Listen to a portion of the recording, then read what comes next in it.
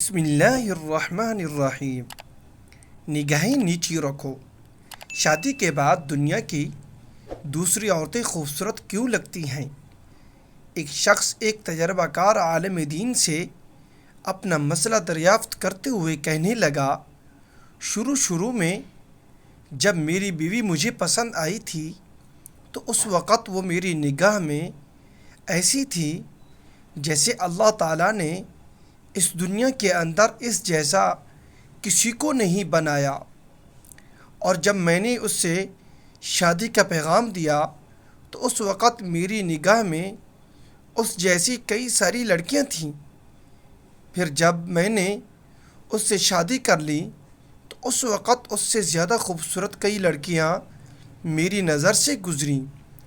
شادی کے چند سال گزرنے کے بعد مجھے ایسے لگنے لگا کہ دنیا کی تمام عورتیں میری بیوی سے زیادہ خوبصورت ہیں۔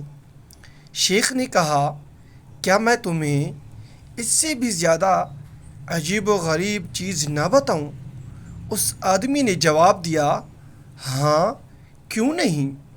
حضرت نے کہا، اگر تم دنیا کی ساری عورتوں سے شادی کر لو پھر بھی تمہیں ایسا لگے گا کہ گلی کوچوں میں پھرنے والے آوارہ کتے دنیا کی تمام عورتوں سے زیادہ خوبصورت ہیں۔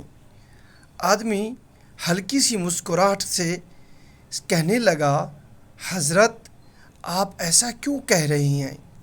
حضرت نے جواب دیا، اصل پریشانی تمہاری بیوی میں نہیں، بلکہ اصل پریشانی یہ ہے کہ جب انسان کا دل لالچی ہو جائے، اس کی نگاہیں ادھر ادھر بھٹکنے لگیں اور انسان شرم و حیا سے عاری ہو جائے تو قبر کی مٹی کے سوا اور کوئی بھی چیز اس کی آنکھوں کو نہیں بھر سکتی۔